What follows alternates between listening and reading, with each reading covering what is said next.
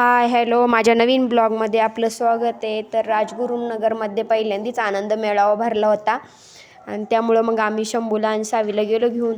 शंभूचा पण हट्ट होता का मला पण आनंद मेळावा पाहायचा आहे, काय असतं तिथे नेमकी. मग गेलो त्यांना घेऊन. तिथे खूप सारे स्टॉल लावलेले होते, खेळणी होती लहान मुलांसाठी आणि पाळणे, लहान मुलांसाठी गाड्या वगैरे सर्व म्हणजे प्रत्येक स्टॉल होता तिथे. अशा इलेक्ट्रॉनिक वस्तूसुद्धा होत्या त्या आनंद मेळाव्यामध्ये. बरेच सारे गेम, खाण्याच्या वस्तू, असे छोटे छोटे स्टॉल पण लावलेले होते. इथे होतं 30 रुपयाला काही पण घ्या, छोट्या वस्तू होत्या. इथं मसाले होते, आयुर्वेदिक सर्व काही आयुर्वेदिक जडीबुट्या पण होत्या इथे. आणि लहान मुलांसाठी ही खेळणी, छोट्या खेळणी होत्या. आणि इथं लेडीजसाठी कानातले, गळ्यातले म्हणजे क्लचर, रब्बर सर्व प्रकारचे 30 रुपयामध्ये होते. आणि इथं लहान मुलांसाठी डॉल बरंच काही होतं. आणि खेळणीचे पण दुकानं होते. आणि हे मोठाले पाळणे बघा, किती मोठाले पाळणे आहे तिथे. मुलांसाठी आणि मोठ्याल्यांसाठी सुद्धा होते पाळणे. लहान मुलांसाठी छोट्याल्या अशा गाड्या, बसायला गाड्या होत्या, त्याच्यामध्ये गाणे लावून लहान मुलं पण एन्जॉय करत होते. आणि मोठ्याल्यांसाठी पण होतं. लाईटिंग तर खूपच होती.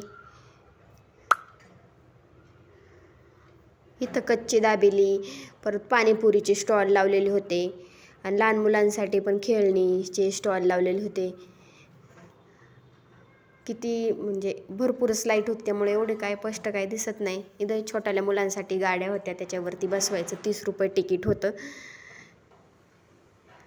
मग शंभूला मग त्याच्यामध्ये वगैरे बसवलं आणि त्याचा पण थोडाफार एन्जॉय वगैरे झाला त्याचा पण. लहान मुलांना असं कधीतरी बाहेर फिरायला घेऊन गेल्यावरती त्यांचा मूड खूप फ्रेश होतो.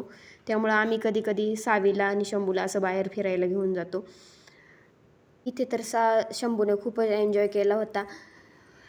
आणि इथे किती छान आहे बघा. हे मला तर ही पाळणा खूपच आवडला. खाली जात होता, वरती येत होता. भीती पण वाटत होती, पण खूप छान बघायला तर खूपच छान वाटत होता. आणि किती मोठाले पाळणे आल्यात बघा. हा पाळणा तर खूपच मोठा आहे. शंभूला आम्ही असं ट्रेनमध्ये बसवलं.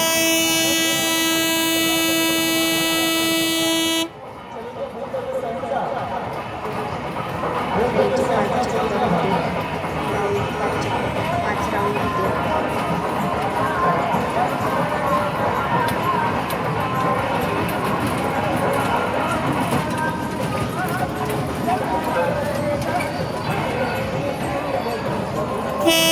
पुढे भूताचा बंगला पण होता, पण आम्ही काही गेलो नाही.